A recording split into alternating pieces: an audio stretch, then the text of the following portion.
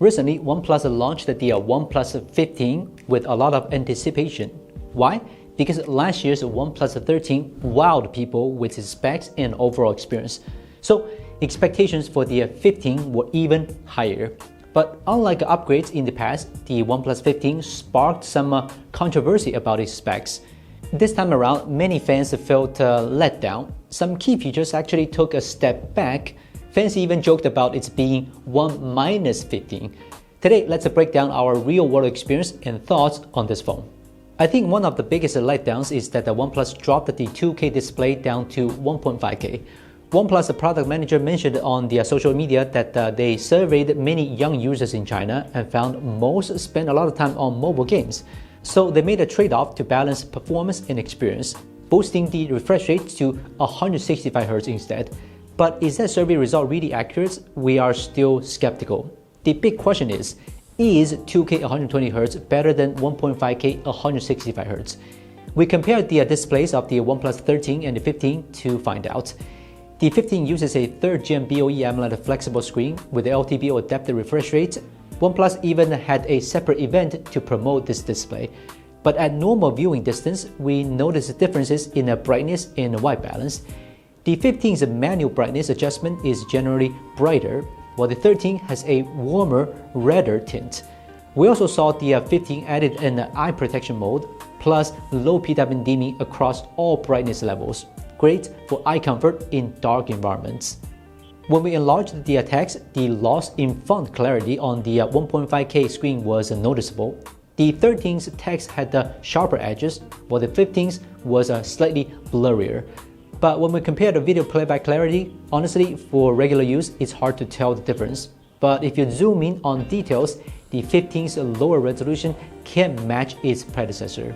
We also tested the Call of Duty. The 165Hz screen makes bullet fire animations smoother.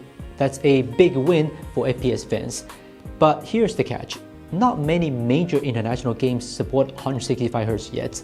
So for Chinese mobile gamers, sacrificing 2K for higher refresh rates and better battery life might be worth it. But for most global users, it feels like a bad deal. All in all, this display isn't a real upgrade. When it comes to performance, OnePlus upgraded the hardware, thermal management, and network performance. In standard benchmark tests, the OnePlus 15 lands in the top tier of flagship phones. Its scores are among the best. We did a high-load test with Honkai Stereo during peak hours. In real gameplay, the 15 had a solid frame rate performance and temperature control. Compared to the international version of the 13, the 15 had a better average frame rate, more stable frame rate, and better heat dissipation. We also tested Call of Duty at max graphics and frame rates. The 15 easily hit max frame rates the whole time. Besides performance, the OnePlus 15's camera performance is another big focus. OnePlus made several tweaks to its camera setup, and the most obvious change is on the algorithm. They dropped the previous Hasselblad partnership in favor of the new Lumo imaging system.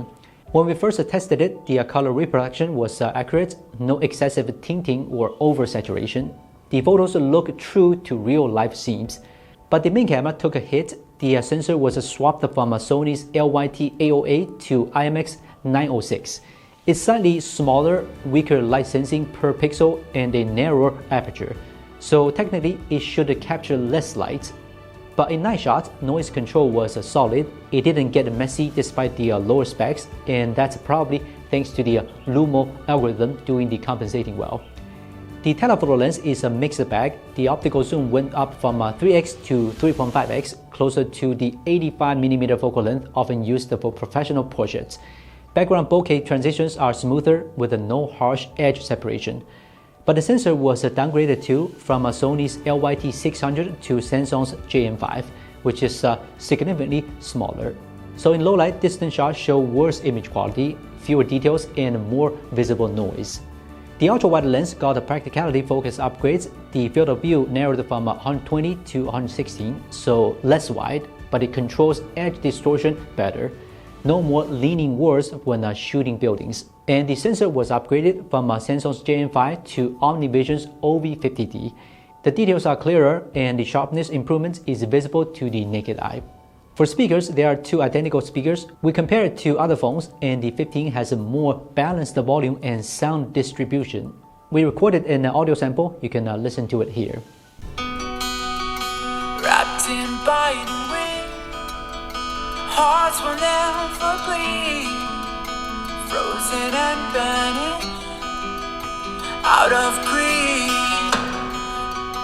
In their restless dream, they try so hard to breathe. Pulses flutter and sting within this bleakness.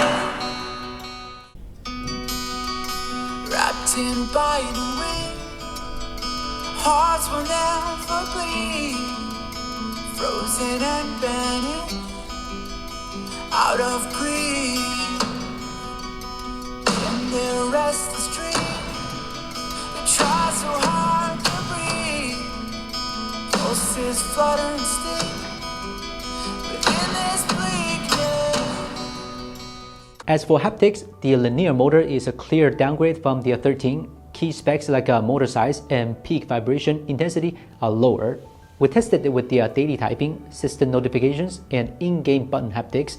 The 15's vibrations are softer, missing the rich, solid feel of the 13.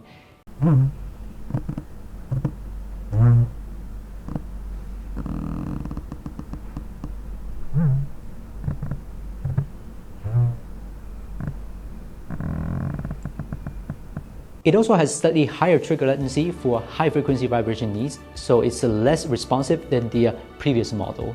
All in all, the OnePlus 15 is positioned very specifically in a certain area. If you are a mobile gamer, you will love it. But if you're not, you might find the display, camera, and haptics fall short of your expectations. On the flip side, you don't have to pay a premium for it, so it's still worth buying. Anyway, what do you think? Leave your thoughts in the comment section. If you're interested, you can pick it up on Geek Wheels. This is Word from China. See you next time.